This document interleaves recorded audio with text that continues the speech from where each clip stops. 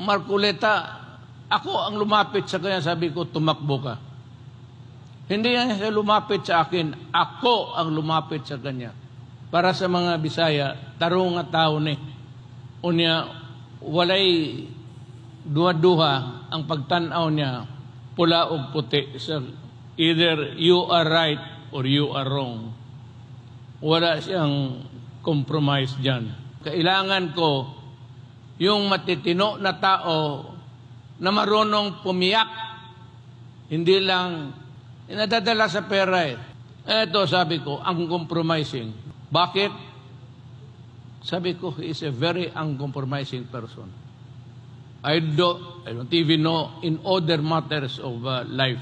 Pero he sees the world in the eyes of black or white, rather. Kaya kung hindi ninyo palapasin ninyo ito, hindi na kayo makakita ng Marcoleta for a long, long time. Marcoleta #1.